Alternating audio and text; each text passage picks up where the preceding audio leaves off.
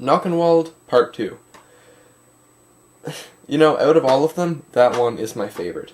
It's not too long, which is also what I like about it. It's just an hour long, and I feel for this type of movie, that's like how long it really needs to be.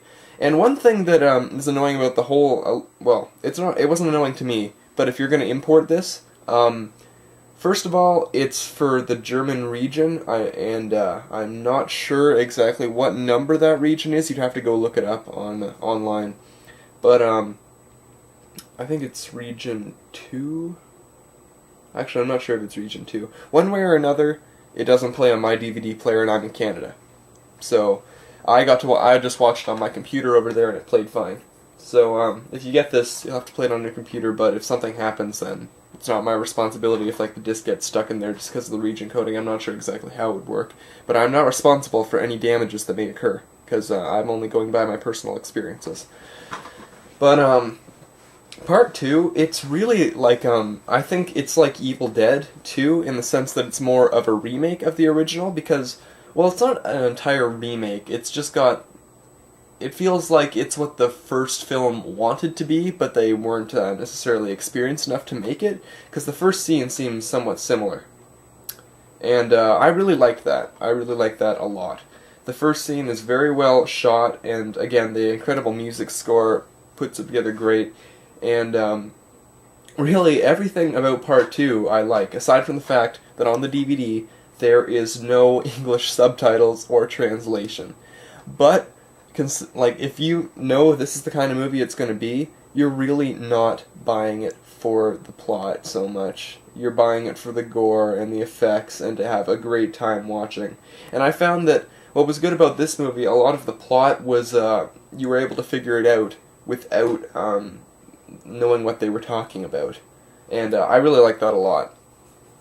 It's a complete turn your brain off and watch, but that's what I liked about it.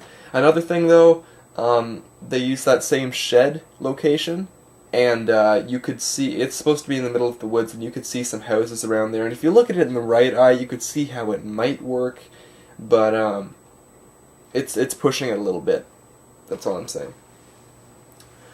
And so yeah, there was one other thing I'd like to add. I think for this movie, this was when they started to work on the. They started to add more digital effects into the.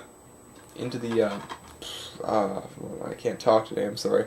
They started to use more visual effects to help them out and make the film give that film that little bit of make it that little bit better.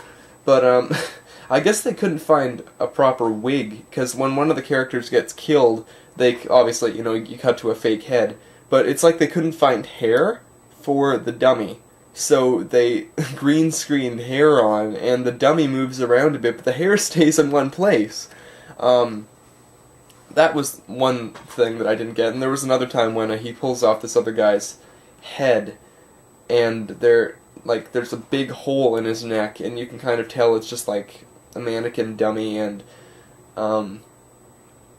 there's like no spinal column there, and there's like really nothing there other than this big hole in the neck.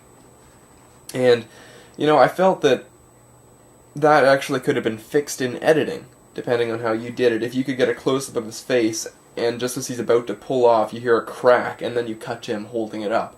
Like, these little things, like, a lot of this stuff could have been fixed with a bit more experience of editing.